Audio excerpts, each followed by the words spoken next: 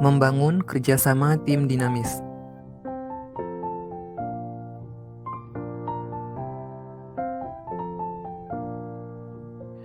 Present by Ferdi Handika 19097, Rijal Faruqi 19151, Bella Devi Nurcahyanti 19199, dan Frida Yuliantika 19218.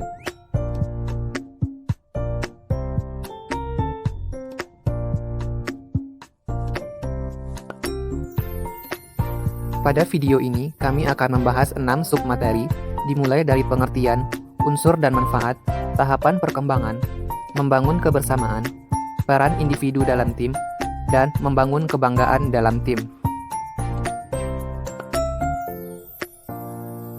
Submateri pertama yang akan kami bahas yaitu pengertian.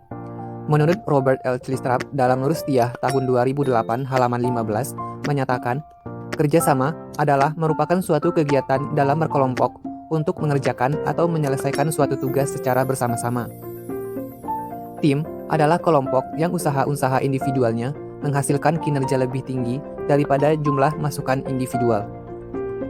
Dinamis adalah istilah yang berasal dari bahasa Belanda, yaitu dinamis, di mana memiliki arti yaitu giat bekerja, tidak mau tinggal diam, selalu bergerak, serta ingin terus tumbuh.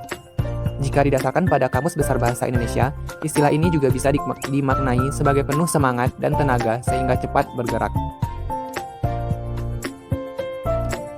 Dari beberapa pengertian tersebut, dapat disimpulkan bahwa kerjasama tim dinamis merupakan sebuah usaha yang dilakukan oleh sekelompok orang guna mencapai sebuah hasil atau tujuan yang maksimal dengan memanfaatkan segala kekuatan orang di dalamnya.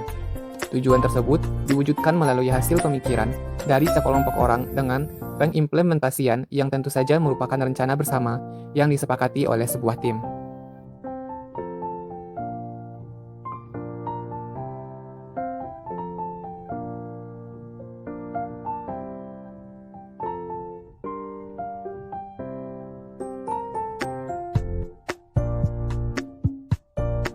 Submateri kedua yaitu unsur dan manfaat dari adanya kerjasama tim. Pertama, menyatakan secara jelas misi dan tujuannya.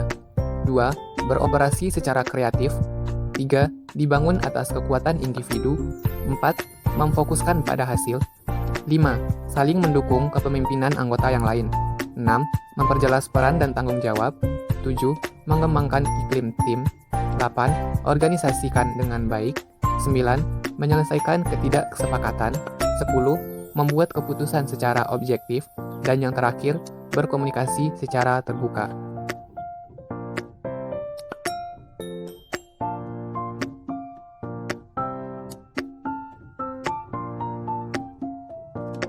Tahap perkembangan kerjasama tim. Yang pertama, menetapkan arah atau drive, yaitu memfokuskan pada misinya dan membuat garis besar strategi yang akan ditempuh serta menetapkan tujuan. Yang kedua, mempercepat gerak atau thrive. Pada fase ini, peran dan tanggung jawab anggota tim ditetapkan dengan jelas. Yang ketiga, bergerak atau strive, yaitu meningkatkan produktivitas secara maksimal. Dan yang terakhir, sampai atau arrive. Dengan kerjasama tim yang kompak, tim akan mencapai puncak dengan mengatasi semua kendala-kendala yang ada. Tahap perkembangan kerjasama tim. Yang pertama, menetapkan arah atau drive, yaitu memfokuskan pada misinya dan membuat garis besar strategi yang akan ditempuh serta menetapkan tujuan. Yang kedua, mempercepat gerak atau thrive. Pada fase ini, peran dan tanggung jawab anggota tim ditetapkan dengan jelas. Yang ketiga, bergerak atau strive, yaitu meningkatkan produktivitas secara maksimal. Dan yang terakhir, sampai atau arrive. Dengan kerjasama tim yang kompak, tim akan mencapai puncak dengan mengatasi semua kendala-kendala yang ada.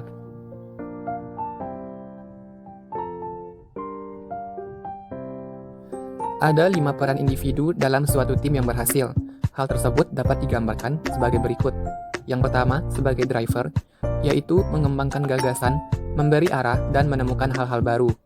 Yang kedua, sebagai planner, yaitu menghitung kebutuhan tim, merencanakan strategi kerja, dan menyusun jadwal. Yang ketiga, sebagai enabler, yaitu ahli memecahkan masalah, mengelola sarana atau sumber daya, menyebarkan gagasan, dan melakukan negosiasi. Keempat, sebagai eksekutor, yaitu mau bekerja menghasilkan output, mengkoordinir, dan memelihara tim. Dan yang terakhir sebagai controller, yaitu membuat rancangan, mengaudit, dan mengevaluasi kemajuan tim. Submateri terakhir yaitu membangun kebanggaan tim. Terdapat dua cara yang dapat dilakukan. Yang pertama, memotivasi anggota tim untuk berkomitmen. Dalam memotivasi ini, terlebih dahulu ditentukan faktor-faktor apakah yang dapat mempengaruhi orang tersebut termotivasi dengan baik. Tanpa mengetahui hal ini, proyek besar pun belum tentu merupakan faktor stimulus. Setiap individu memiliki motif yang berbeda-beda. Misalnya, ada orang yang timbul harga dirinya dengan menghargai kinerjanya, tetapi orang lain belum tentu demikian. Yang kedua, memotivasi anggota tim yang tidak termotivasi. Tidak setiap anggota tim motivasi yang sama. Ada anggota tim yang produktif, ada juga yang enggan berpartisipasi secara aktif.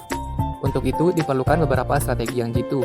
Strategi tersebut antara lain: 1. Didapatkan nasihat dari mereka. 2. Dijadikan mereka guru. 3. Libatkan mereka dalam presentasi. Hal-hal lain yang perlu diperhatikan dalam membangun kerjasama tim adalah perlunya meningkatkan kerjasama tim yang efektif. Kunci utamanya adalah adanya komunikasi yang efektif, mendengarkan secara aktif, mampu memotivasi anggota tim, serta menyelesaikan konflik secara efektif.